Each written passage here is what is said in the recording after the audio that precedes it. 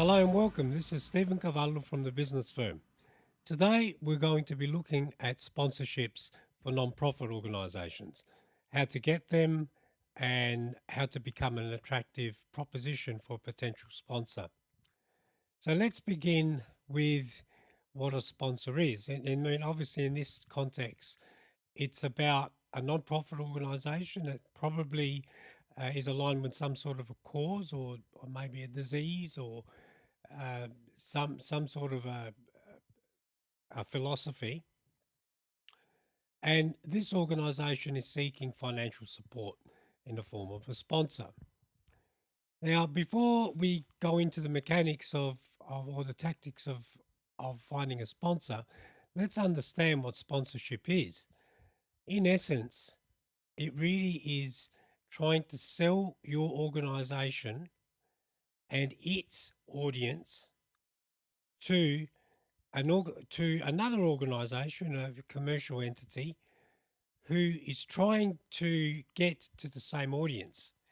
So it's about matching your audience with the target market of an organization, a commercial firm, who's trying to sell its products or services to your audience. So, for example, if you are the RSPCA, which is an animal welfare organization, perhaps it doesn't make any sense at all to try and seek sponsorship from Bridgestone, who make car tires, because that audience, while yes, they do all buy car tires anyway, aren't a specific enough target for a car tire firm. But what you could do is you could go to a dog food manufacturer or a pet insurance company, and you'd have a much better chance at getting sponsorship from an organization like that, because your audience, your membership, your community more closely resembles their target market. And so when they hand over sponsorship dollars, you cannot assume they're doing it out of the goodness of their own heart, although some people do that. To become a sustainable practice for a non-profit organisation, you really need to be able to provide value, commercial value, to that sponsor. And that means they need to be able to recoup those sponsorship dollars somehow, either in terms of product or service sales or goodwill or votes or whatever the transaction may be for that sponsor. So it's really important that you align your ethos, what you're doing, your membership base, the people that you serve, your publics, with the target market of your sponsor. So how do we go about finding sponsors? Well, first, of course, you need to understand who your community really is, what they represent, and once you've identified potential firms, potential businesses that match who their markets match your audience, then you need to obviously approach them. So when you make the approach is really important. I think all people that manage sponsorships and organisations understand that they are helping individuals or they are helping animals or the environment or whatever your cause may be. But that in and of itself is not enough for them to justify handing over sometimes substantial funds to a non-profit organisation. They just can't do it on that basis alone. So whenever you make an approach, you need to be properly prepared with a portfolio of information that explains to them exactly how your audience, your members, what you represent are an attractive proposition for them. So that means you need to connect the dots. You can't just leave it for a potential sponsor to um, understand all by themselves that it's worthwhile them sponsoring you. No, you need to make sure that you put in your proposition, that you put in your proposal, that you communicate to them verbally. Say, look, this is our audience. you're selling uh, you're selling your product or service to people that are just like our community, our members. So therefore, we are an excellent match for you. So if you're able to do that and also offer proof of those things and also proof that you are a legitimate, ethical, non-profit organization, then your chances of actually of winning sponsorship from an interested commercial entity will be a lot higher because it makes sense, and more than anything, from the aspect of the sponsor, from the point of view of that person that's representing that company and managing the sponsorships, you are an attractive proposition. They are willing. You've convinced them that you are worth buying. You are worth buying as a sponsored organisation, as a cause. So, in many ways, when you think about a sponsor, you really need to think about them as an investor, the same way an investor would when investing their money in a business. So, an investor would obviously want to get commercial return, and we've spoken about that. But the investor would also want to find some security.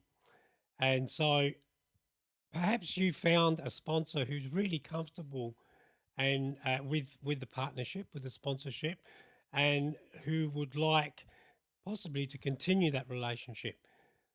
Make them feel very comfortable that they have the first bite of the cherry, if you will, first right of refusal to renew the sponsorship with your organisation. So the next question then becomes, well, we've gotten the sponsorship. In order for them to continue and sign up again next year, we need to ensure that us, as a non-profit organisation, provide the value that we promised, the value that that sponsor was seeking when they made the decision to hand over those dollars. So that means you need to give your sponsors plenty of frontage, and wherever possible, give them exposure on video, in text, in all your communications. It's got to become very obvious that this organisation who's now sponsored you has done so because they care about your audience, care about your members. So you got to try and help build a relationship between your membership base, your clients, your community, and that sponsor. Because ultimately, if that sponsor isn't able to gain financial value equivalent to or greater than the sum that they sponsored you for, then they're not going to sponsor you again. So you need to fulfill that promise, and you need to do it in an ethical way, but it needs to be in a very real commercial sense there and worthwhile for them. When speaking to potential investors slash sponsors for your nonprofit organization, at no time must you come across as being so needy that you're desperate. And another thing that mustn't come across is your willingness to do anything or compromise who you are and what you're doing and your ethics and your morals, or change your cause just for a sponsor, because that communicates a lack of integrity, and that would actually be counterproductive for you, because a large corporate entity usually is very, very concerned with their own public image, and their public relations manager or the sponsorship manager, whoever you deal with, would be on high alert looking for a long or a trustworthy, ethical partner with which they can put their brand with. So when you sit down and you speak to the people, you explain very well what you're doing and the cause, and again make it very clear to them that your audience is basically their audience or their market. Show them how that interaction happens. make them understand that you will do everything that you can to make the sponsor look good, and also make it clear to your community that your sponsor is actually one of the good guys and can be trusted for purchasing insurance or whatever the case may be. So you need to champion your sponsor to your people as much as what your sponsor needs to champion you in their own publics in the market that they operate in. Often, when large companies sponsor non-profit organisations, they've gone through quite a bit of investigation, and to arrive at their decision, they've invested quite a bit of time and effort, and they're usually pretty happy with what they've decided. But one thing that they don't want to do is have to go through this process every year or every 6 months. So I offer sponsorships on the basis of not just 1 year, but even 2 or 3 year periods, building as much value and as many incentives as you can to get those longer sponsorships. Perhaps offer a reduction in price so that to the sponsor it looks like a more from a price point of view, a more value proposition. But also, the more that you offer them in terms of longevity, ongoing relationships, you look after them, the more chance you have of having a sponsor for a longer period, and therefore revenue to your organisation coming in for a longer period.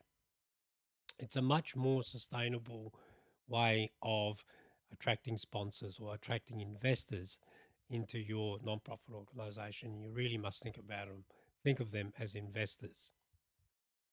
When sitting down with your corporate sponsors and you're speaking to the sponsorship manager or the public relations department, make your case very, very clear. Again, make don't assume that they're going to connect the dots themselves. Directly connect your audience, your members, your community with their potential buyers, and show that the two profiles are exactly the same, and that your membership, your community is a perfect representation of their target market. Always speak with confidence about your organization. If you should have pride in what you're doing, and you should also have confidence in your own commercial abilities to further the image of your sponsor and to make them look good in front of your publics, which are basically analogous to their market. Often sponsorships can be mutually beneficial for both the non-profit organisation as well as the company that sponsors them, because obviously the non-profit organisation will benefit directly from money, and those funds can be used to further the cause and fulfill its own mission. But the company itself can be seen to be a supporter of an organisation that cares for those people that organisation represents. And if the organisation that they sponsor is represents what they're doing in the marketplace, then it can only help but enhance the public image of that corporate sponsor. If you're interested in more information about sponsorship or fundraising, I urge you to have a look at some of our other videos on our YouTube channel, the Business Firm channel, and also listen to our podcast, which can be found in iTunes. It's called the Business Firm Show for Decision Makers, where we talk about fundraising and we talk about sponsorship and a lot of other important revenue raising tactics that non-profit organisations can use. This is Stephen Cavallo. I hope that this has been beneficial for you as a non-profit organisation in seeking sponsorship. But just do remember, sponsorship is only just one out of a number of different revenue items that you should be considering in your overall revenue mix, in your overall fundraising mix. Fundraising is a larger discipline than just seeking sponsorships.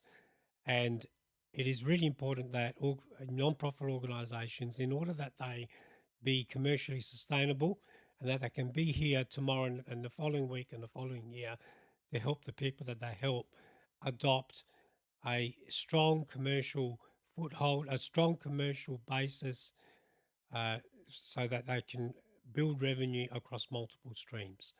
At the business firm, we help nonprofit organizations build multiple streams, not just sponsorships, but 5, 6, 7, 8, a dozen different streams of revenue. And we can help your organization also.